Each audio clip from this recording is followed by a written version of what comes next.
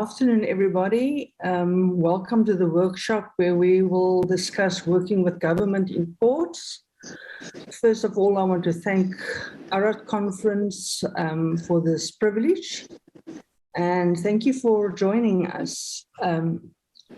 Let's start our virtual walk through an airport, which is our point of reference and the system that we will discuss this afternoon. My name is Anita Plessis. I represent Freedom Ports Alliance. We are based in Cape Town and are currently expanding to Indonesia. We exist to equip port stakeholders to build safer communities.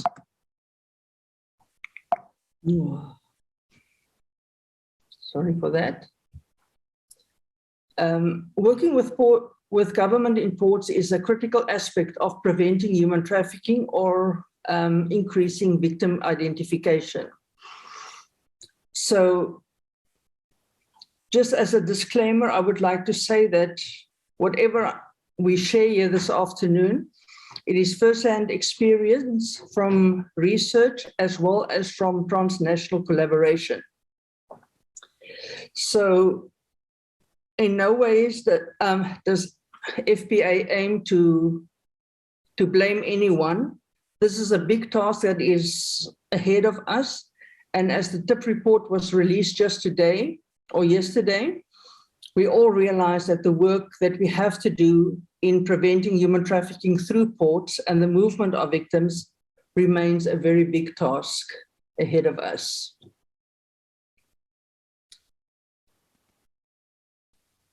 So the next slide is, what do? We work in all 5 areas of an airport. There's a public area, the restricted area or the air side. Then there's the airport apron where all the technical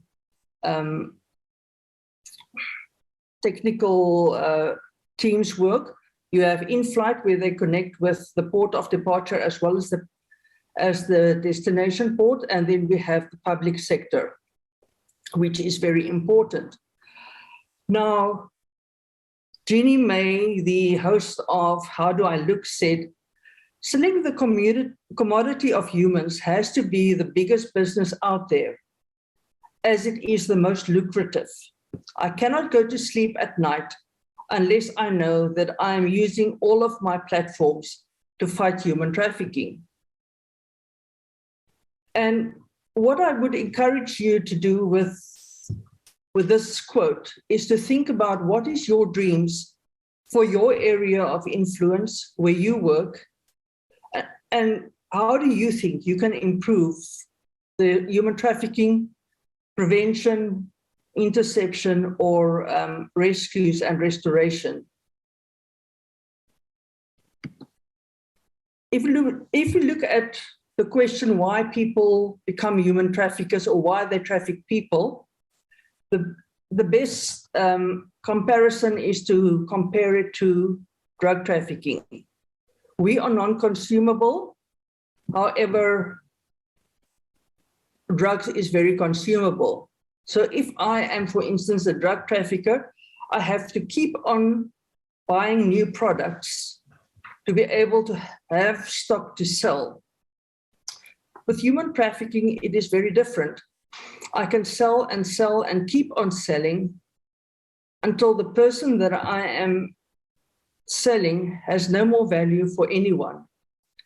And that is the heartbreaking truth and reality of human trafficking. And this is why we're all here, because we value people and we love people.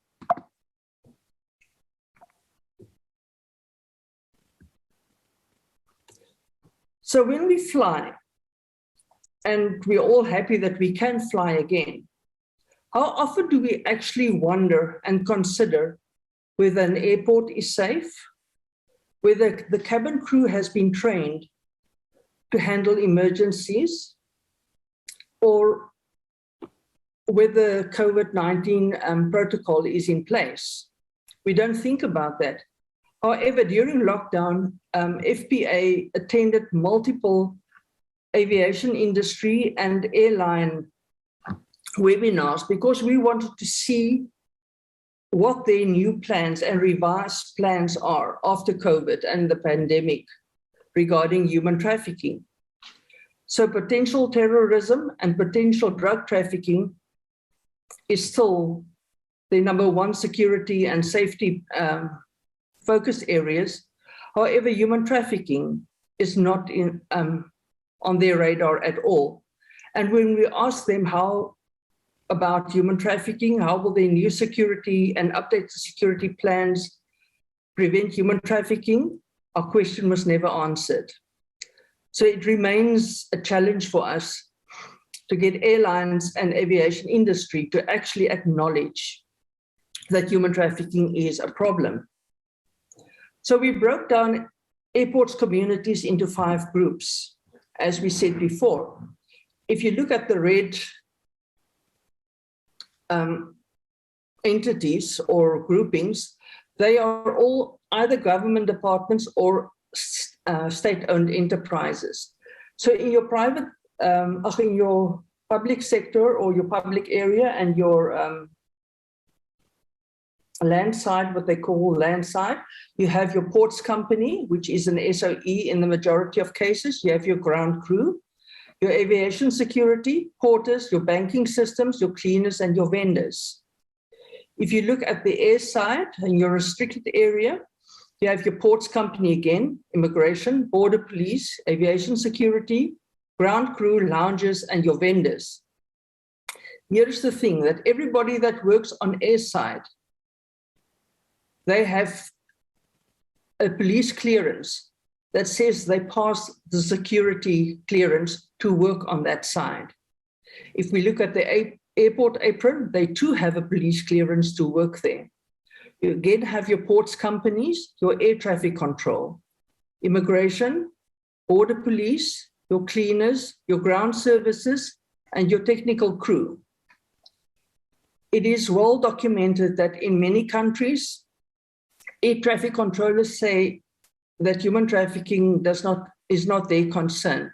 However, they are the last point of contact or the first point of contact for a flight. So human trafficking has to be a concern for them.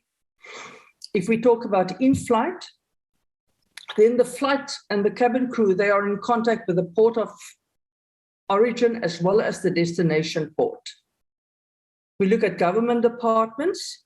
You have your ports company, which is and state security, police, aviation security, crime intelligence, border police, immigration, customs, and the Department of Health. Now, I don't know about your country, but in South Africa, the social department and the police are the only 2 departments who has been authorized to certify someone a victim of trafficking. However, in South Africa, they are not present at the airports. We have had cases at the airport where we contacted the social department as well as the police, and would take them up to 3 hours to get to the airport. In a fast-paced airport operation, you don't have that luxury. The question is, how can we improve this? Because port to port, human trafficking needs to be identified and intercepted. We say that it is everybody's responsibility because we have seen the value of having everybody in an airport trained how to identify human trafficking, because we had cleaners call us because they identified human trafficking. Now, the sad aspect of human trafficking port to port and in flight is that cabin crew have told us, and it is also well documented, that they identified possible human trafficking in flight and they would call ahead to the port, the destination port, and they would either be told that human trafficking doesn't exist or that the entity responsible to respond to human trafficking is not based at the airport. The question is, what do we do then?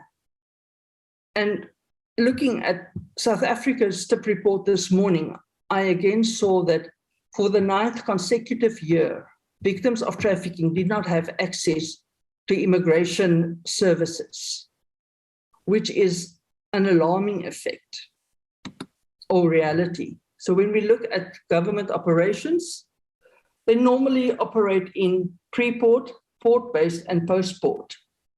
So government agencies will check the passenger lists before the plane arrives, so that they know exactly which passengers they need to flag and call out for an interview. Interviews happen in the port, which is port-based. However, what we often see, and it was our experience in Cape Town as well, is that it is much easier to declare a victim of trafficking an inadmissible passenger than it is to pursue a case of human trafficking. What we also saw is that very often victims of trafficking were allowed to enter the country, and because there was not enough proof that they are a victim of trafficking. However, when police identify them and they start questioning them and they want to open a case of human trafficking, South African law doesn't allow them to open a case of trafficking unless the victim is willing to write an affidavit and declare that they are a trafficked person. Our work with immigration, it was a privilege because we worked in the restricted area and we had access, direct access to multiple law enforcement agencies. So this very passage that you see on the slide, that is the passage in which we profiled possible human trafficking as the passages disembarked. So you have that small passage until they get to immigration to profile 300 plus passengers, to connect with them, to start asking them questions, trafficking related questions, to the point that you have enough information and facts to submit to immigration. Only when immigration says, okay, we'll call them out for an interview or for questioning, do you have a possible case? I don't know of any other airport, or we don't know of any other airport, where an anti-trafficking organization was actually authorized to question passengers and to screen their documentation and their supporting documents. So in that year that we were in the airport in Cape Town, we had 74 intercepts, of which 15 were children leaving South Africa to Dublin and Manchester with adults that we could not prove they were the actual parents of the children. Additional trauma came to these children. They were aged between 4 and 12 years old because the father took them home and the mothers were arrested for child trafficking. Not one of our intercepts, while it was a lot for a small airport like Cape Town, were declared a case of human trafficking because immigration receives payment from the airlines for inadmissible passenger penalties. Whereas if they declare someone a victim of human trafficking, then it is costly to the government. Another privilege that we have, and one of the successes, is that in South Africa, we have a human trafficking hotline number. So we could just call the hotline and say, this is what we have. Could you please mobilize the right people? And they would mobilize the people, and we could focus on serving immigration, border control, and crime intelligence, and the airline as well. There were also challenges, and the challenges was quite difficult to deal with because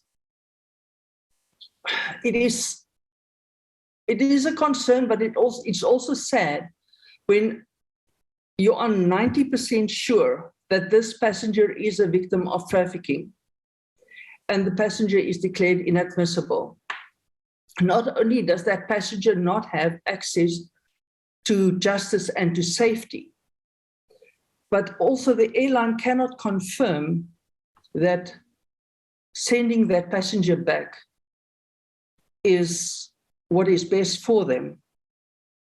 Furthermore, airline managers told us that their SOPs and their guidelines state that they need to send back the passenger to the port of origin.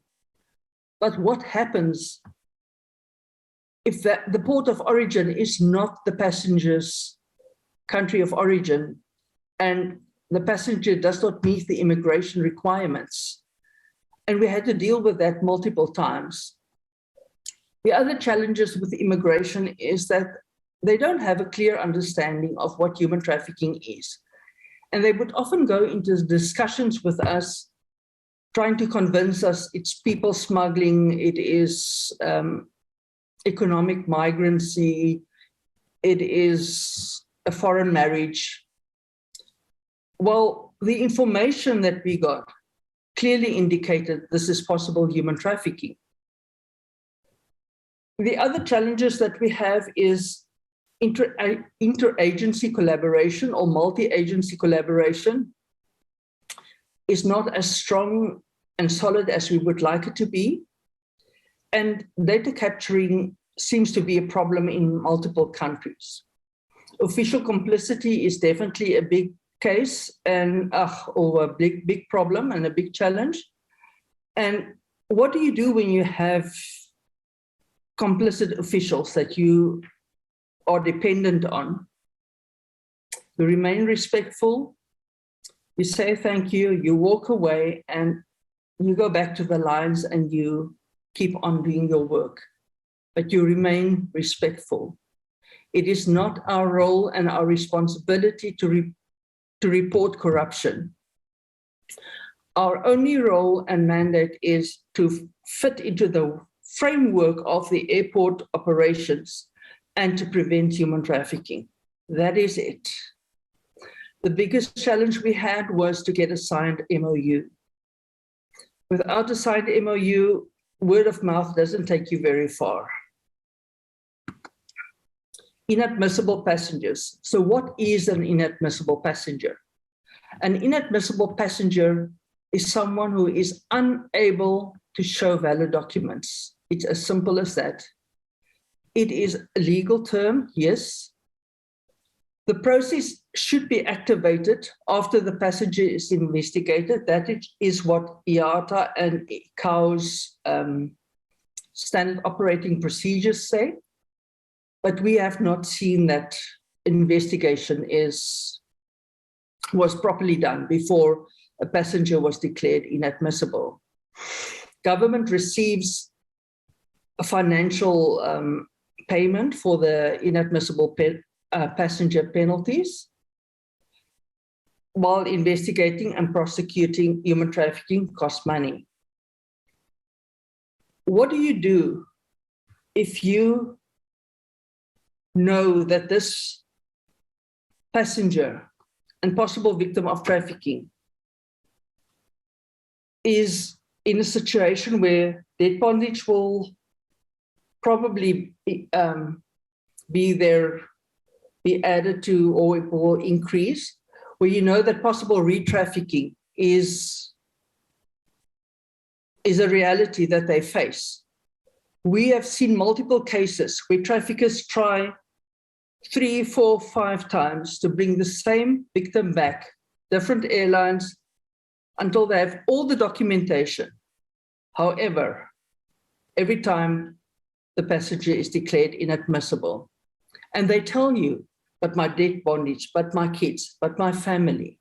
The threats are real. The increased debt bondage is real, but they do not have access to safety and justice. It is a big problem, not only for us as anti-trafficking movement, but it is also for the airlines. The airlines, they always say that inadmissible passenger penalties, it is the elephant in the room. Because government receives the payments. However, they, as the destination port, they bear the brunt of passenger verification not be done thoroughly at the port of origin or the port of transit. And it is a big problem, and we have the solutions. And globally, border police, immigration, airline staff, they all need to be trained in how to do victim identification and how to respond in a trauma-informed manner. So our successes with police was based on the fact that we could work with multiple police units or departments: the General Police, Crime Intelligence, Border Control, and the Special Crimes Unit. And even though we're not in Cape Town Airport at present, we still have those relationships, and we still keep on working with them on human trafficking cases. We also work with them in the public and restricted areas, landside, airside, private flights, as well as post-port. We did profiling for passengers before they left the country. And the 15 children that we intercepted is just one of the successes that we had from profiling on land side. Again, we work with, with multiple stakeholders, and we were authorized to question passengers as well as check their documentation. We had the support of Border Control and Immigration.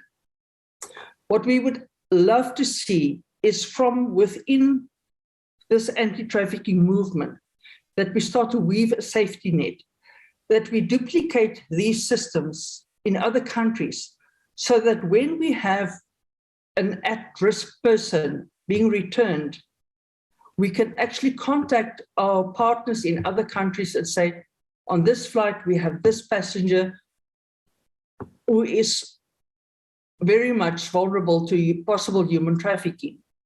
One of the biggest successes we had with police, and it is still an ongoing investigation, is a transnational syndicate case that involves 5 countries. And it really is amazing to keep on working with them. Also with police, we have challenges. We still don't have a signed MOU.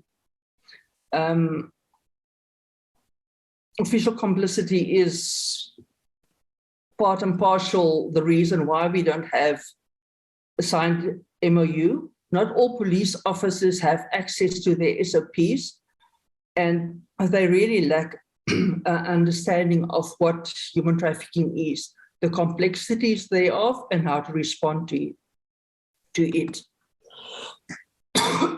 Beg your pardon. With airlines, we had the successes of being able to train them how to thoroughly verify a passenger. Sorry for the cough.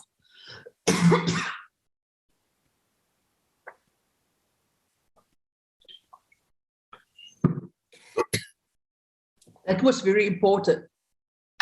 However, they kept on saying that they need this training in their academies, and they need this project to run from their hub and to be enforced by their hub. We had the privilege of working with international as well as domestic airlines, and we are blessed with the fact that our anti-trafficking coalition in the Western Cape, in Cape Town, in South Africa, is very strong, as well as the Indonesian coalition. We had airline staff join the questioning of intercepted victims, and we could help them understand why we say that preventing human trafficking and properly verifying passengers is critical to the movement of possible victims. Airlines also, they do not capture the data of their inadmissible passengers, and they don't have a system where they flag a passenger that could be a possible victim of human trafficking. And that is something that we really need to address and help them update those systems. The airlines we work with and the airline managers, even the regional managers, they say they do not have access to their decision makers to promote that this project becomes the standard.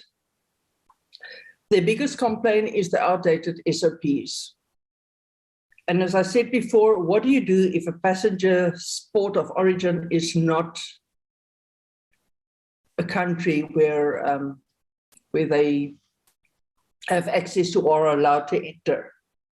So if we look at the reality for this year, while we're already more than halfway through the year, ICAO has forecasted that 3.1 billion to 3.3 billion people will travel with airlines this year, while airlines, due to new safety regulations, have 20 to 23% fewer seats available. Now, Bali alone in May this year recorded 1 million international arrivals and nearly 1 million domestic arrivals. And I can promise you, we arrived in Bali 2 weeks ago. Within an hour, seven international flights landed. We were more than 2,000 passengers in international arrivals, and there were 8 immigration counters open. So immediately we just kicked in and started looking at what is needed, what should be done, and how we can better protect the island of Bali and passengers by having a team operational in the airport. So here are the questions that we frequently ask. So all of us, when we work directly with victims, especially foreign victims, we ask them, how did you get here? Because we in our teams, we need to answer the question, how do we get them to a place of safety without increasing the risk of re-trafficking and further exploitation? So statistics also say that 60 to 70% of trafficked persons will move through an airport at some stage during their time in exploitation. If we look at more than 40 million victims of trafficking or trafficked persons around the world, it is a significant portion of the people that will move through an airport and probably be re-trafficked. And we also know from experience that a person is not moved through an airport only once, but multiple times. So earlier in this year, FPA sat down and we worked through the TIP report of the past 5 years. And we saw that more than 82% of countries did not meet the minimum standard for the elimination of trafficking over the past 5 years, which brings us to the point where we say, okay, but governments, you need our assistance. You need the help and the support of the anti-trafficking movement. And government departments are unaware of the niche expertise and the services available to them from the anti-trafficking movement. And here is where it is our heart that we find ways how we can share the same message to various governments and that we can improve government collaboration, because they have the mandate, they are the authorities, but they do not have the knowledge or the experience of how to effectively eliminate human trafficking. This project, it definitely reduces risk for airports, risk for passenger carriers, risk of threats to borders and countries, and it helps them keep people and passengers safe. What we say is that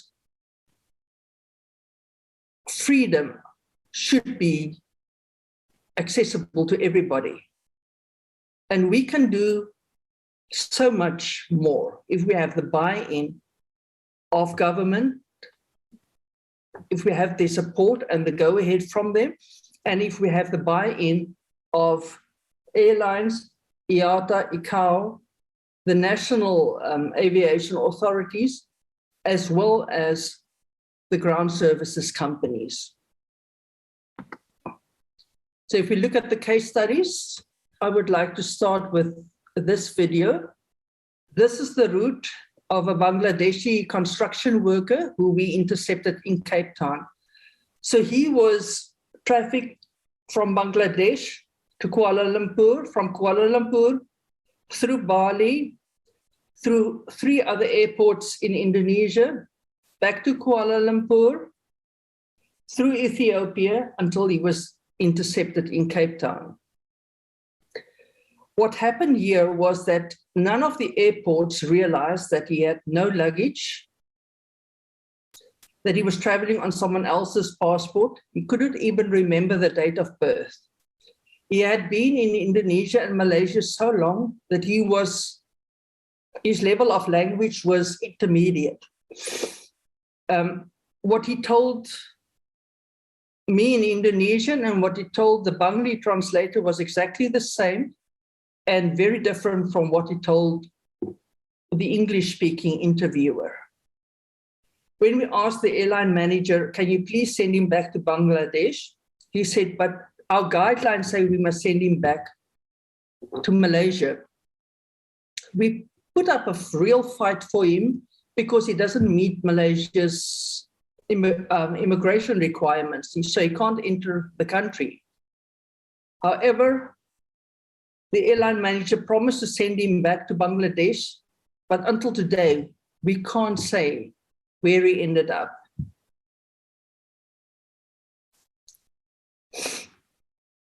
If we look at our statistics and the cases that we intercepted and the victim identification that we did, that's one aspect that we are proud of, because we were only 5 people in our team.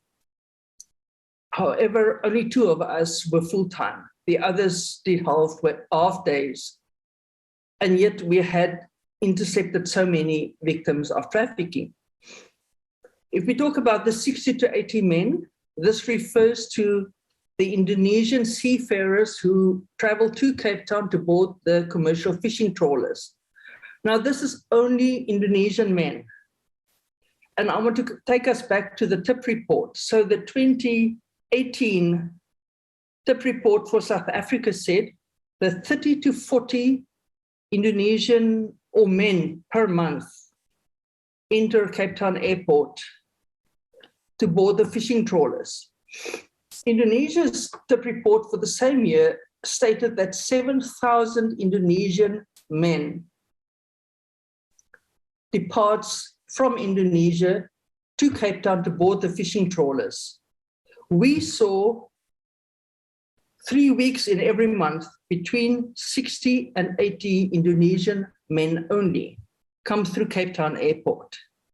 What we learned in the process, other than their vulnerability, and the majority of them didn't actually know that they were going to end up in Cape Town, is they have a 30-day visa waiver after they were stamped into the country, and they have a 7-day visa waiver after they leave the ship before they need to fly out.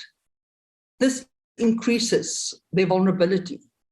And the International Labour Organization in South Africa and Indonesia just started a new project to make it safer for the seafarers.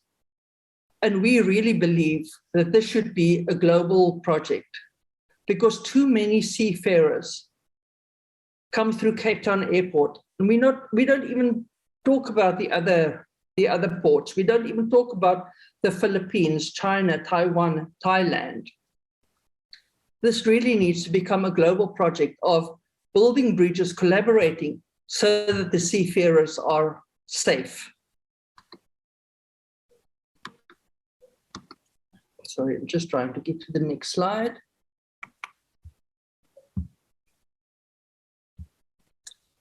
Okay, so this case happened in Jakarta airport a few months ago. this man, he traveled to Jakarta. He had multiple fake Canadian IDs, multiple fake documentation.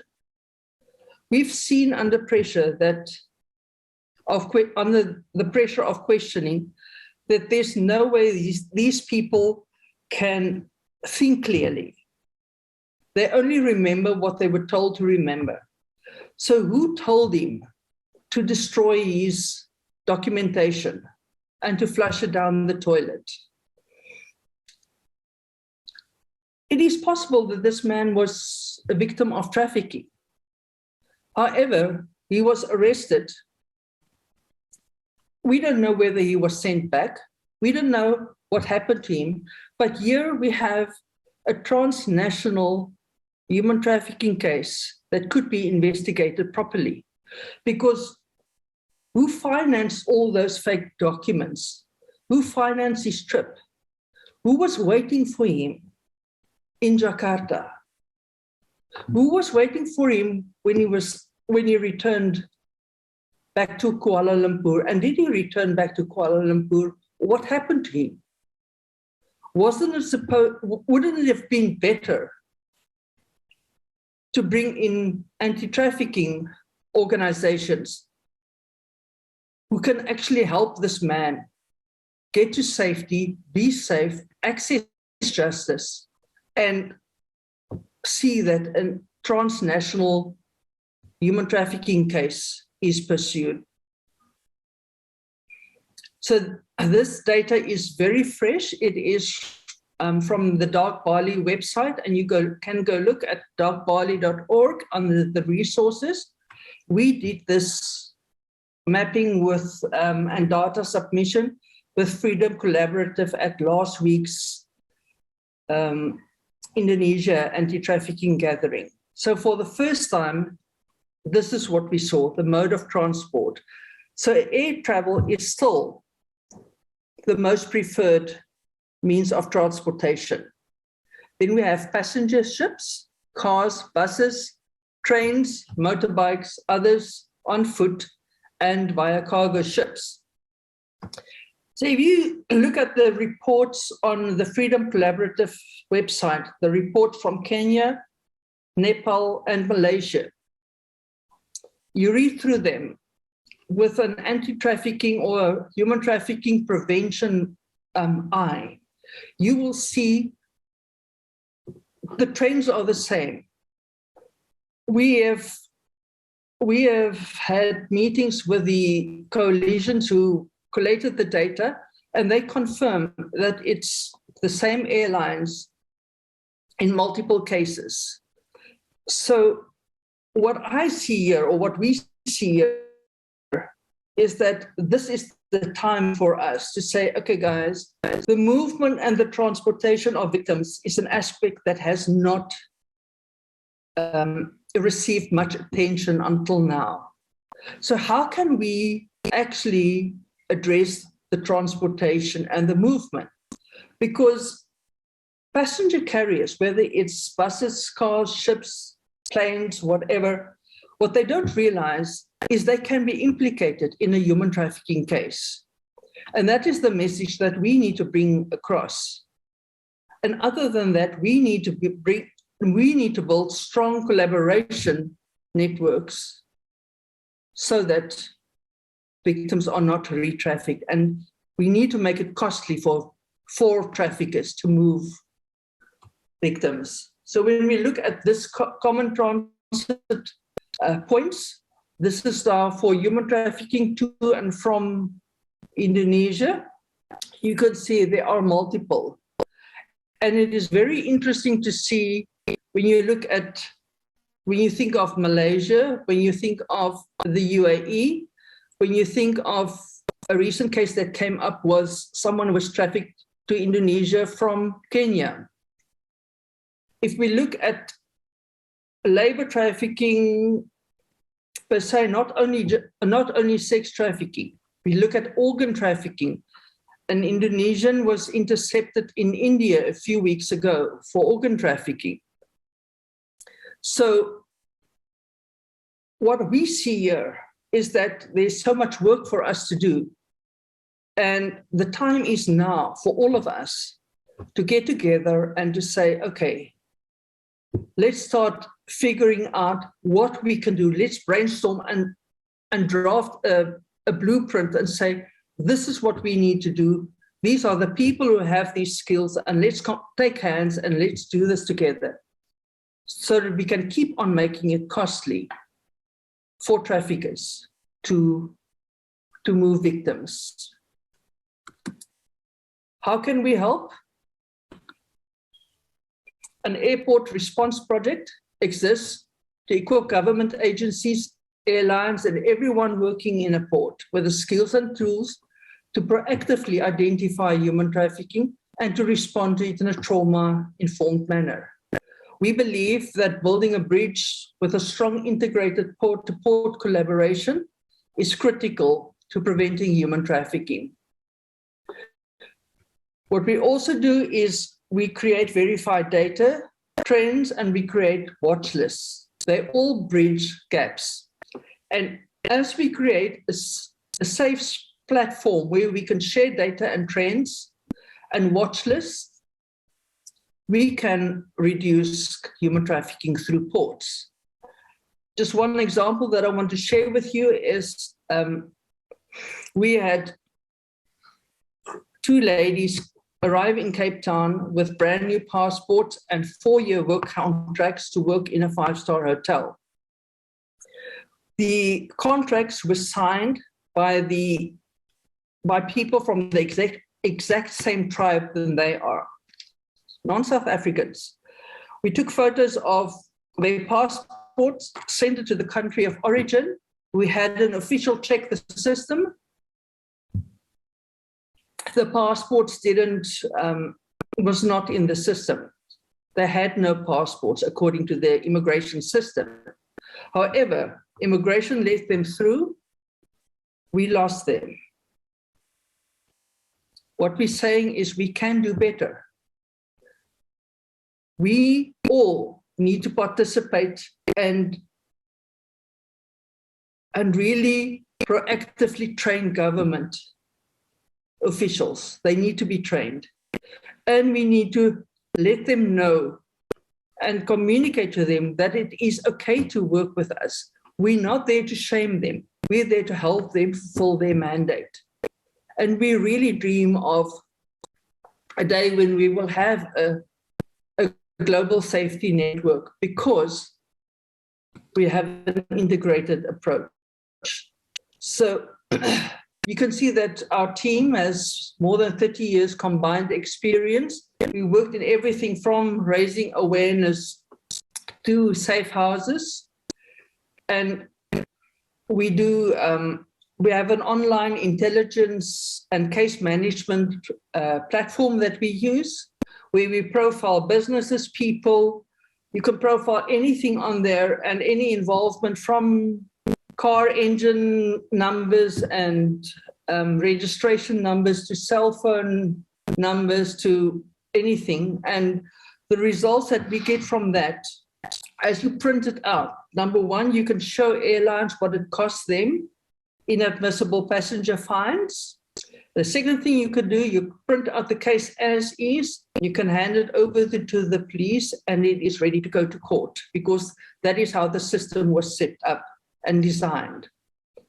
And I believe it is time for us to start sharing data and to work together. So what is needed? IATA has an official anti-trafficking resolution that was signed in 2018, but airports do not enforce it.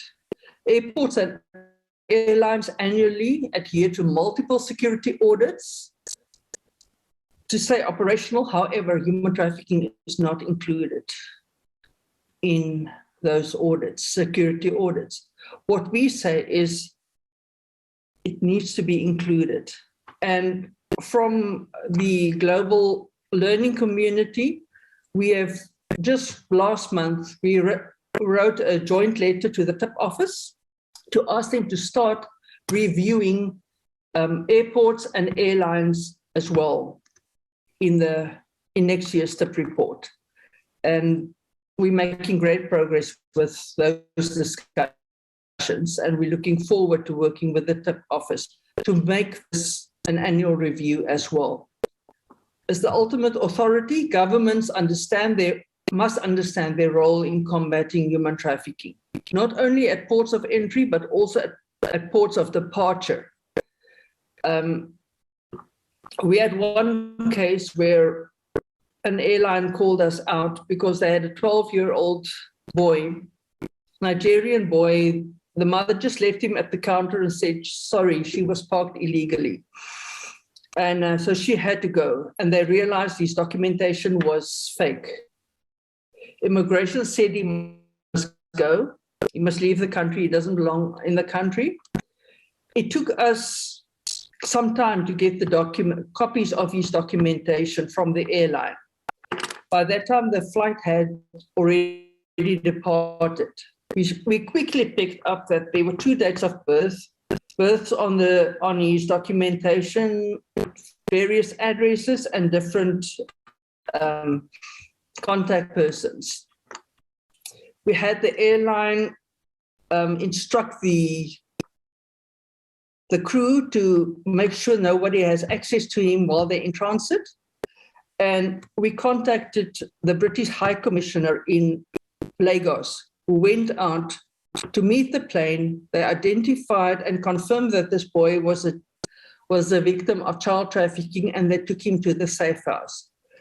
So this is what can happen when we collaborate. But we need to work with all port stakeholders, from government through to airlines and the ground services crew. And we believe that this project should be the global standard. And we pray that soon we will make progress to the point where it is the standard in every airport. So when we look at this, who is responsible to fight trafficking persons? Everybody. It may not be everybody's full-time job, but everybody needs to understand what it is and how we can make a difference together. Thank you for your time and your attention, and just want to stop this sharing, and then we can have a few questions. Any questions from your side?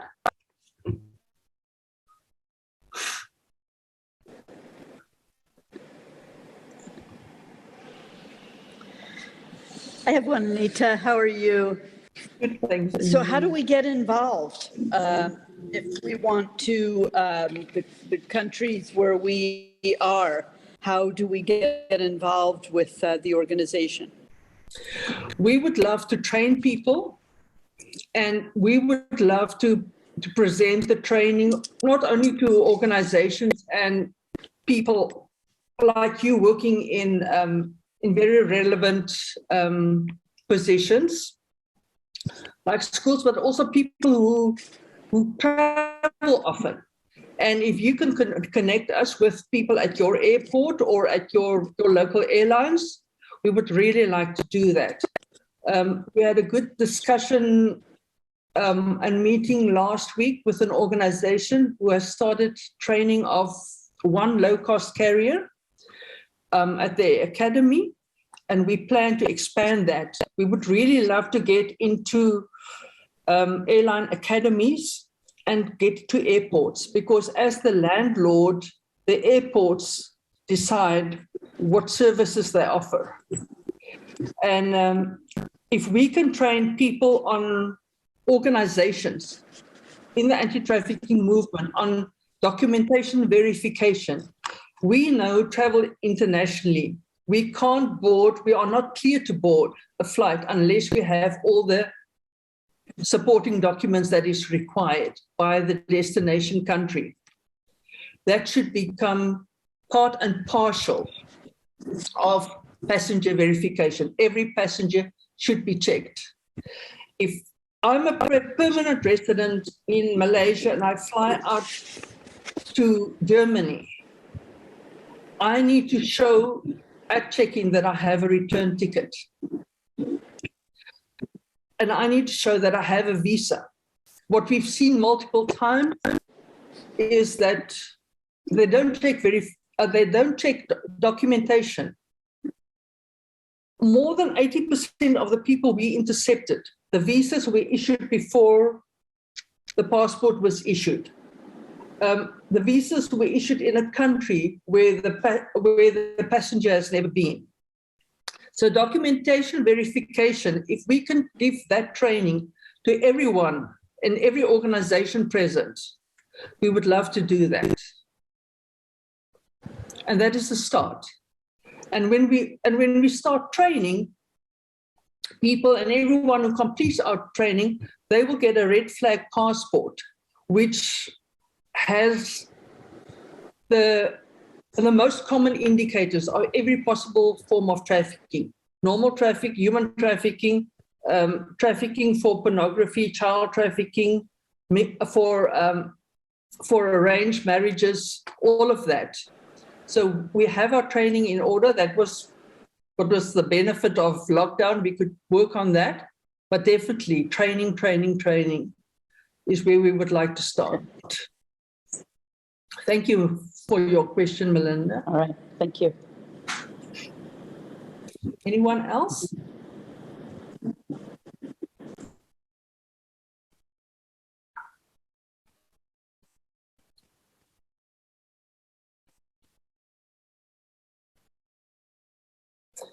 Okay, you will see there is there's a document, a PDF in the chat that Joe uploaded for us. It is the document of the presentation that I just did, and you can download it and work through it, and you are more than welcome to contact us. You can contact me directly at anita@freedomportsalliance.com, or for our training, you can contact us at, and more information, you can contact us at contact@freedomportsalliance.com.